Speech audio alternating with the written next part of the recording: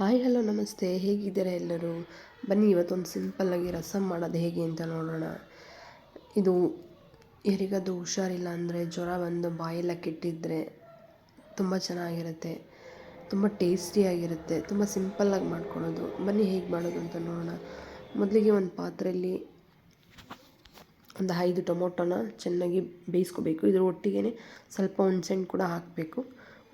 ಹಾಕ್ಕೊಂಡು ಎಲ್ಲ ಒಟ್ಟಿಗೆ ಬೇಯಿಸ್ಕೊಬೇಕು. ಮತ್ತು ಇನ್ನೊಂದು ಕಡೆ ಒಂದು ಬಾಣಲಿ ಇಟ್ಕೊಂಡಿದ್ದೀನಿ. ಅದರಲ್ಲಿ ಒಂದು 5 ಮೆಣಸಿನ್ಕಾಯಿ, ಒಣಮೆಣ್ಸಿನ್ಕಾಯಿನ ಫ್ರೈ ಮಾಡ್ಕೊತಾ ಇದ್ದೀನಿ. ನಿಮಗೆ ಖಾರಕ್ಕೆ ಎಷ್ಟು ಬೇಕು ಅಷ್ಟು ಮೆಣಸಿನ್ಕಾಯಿನ ಆ್ಯಡ್ ಮಾಡ್ಕೊಬೋದು.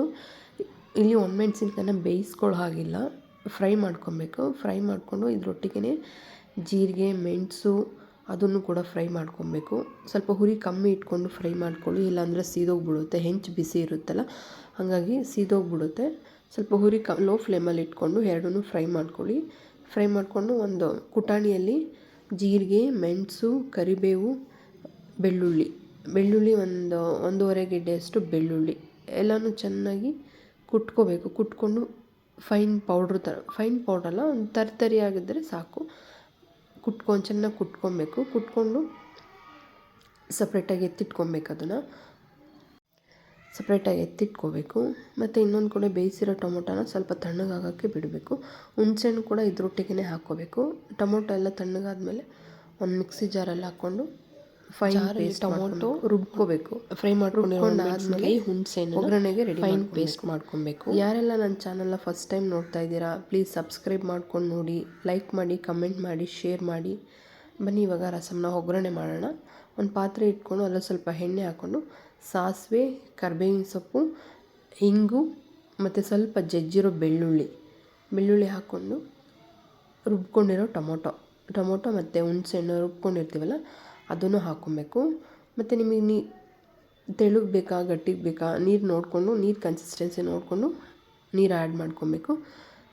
ರುಚಿಗೆ ತಕ್ಕಷ್ಟು ಉಪ್ಪು ರುಚಿಗೆ ಎಷ್ಟು ಬೇಕಷ್ಟು ಉಪ್ಪನ್ನ ಹಾಕ್ಕೊಬೇಕು. ಮತ್ತು ರಸಮ್ ಸ್ವಲ್ಪ ತೆಳುವಾಗೇ ಇರಬೇಕು, ಗಟ್ಟಿ ಇದ್ದರೆ ಚೆನ್ನಾಗಿರಲ್ಲ, ತಿನ್ನಲಿಕ್ಕಾಗಲ್ಲ.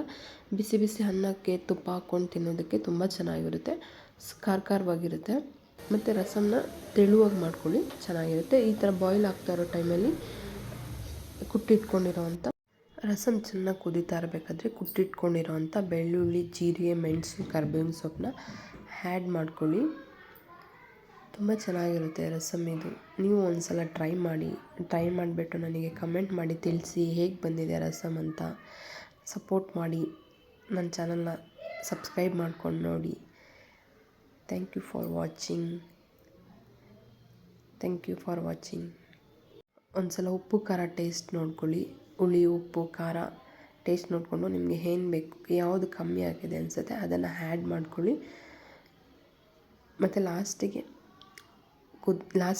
ಸ್ಟವ್ ಆಫ್ ಮಾಡೋ ಟೈಮಲ್ಲಿ ಸ್ವಲ್ಪ ಕೊತ್ತಂಬರಿ ಸೊಪ್ಪನ್ನ ಆ್ಯಡ್ ಮಾಡ್ಕೊಳ್ಳಿ. ನಾನಿಲ್ಲ ಆ್ಯಡ್ ಮಾಡಿಲ್ಲ, ಕೊತ್ತಂಬರಿ ಸೊಪ್ಪು ಖಾಲಿಯಾಗಿತ್ತು, ಹಂಗಾಗಿ ಹಾಕ್ಕೊಂಡಿಲ್ಲ.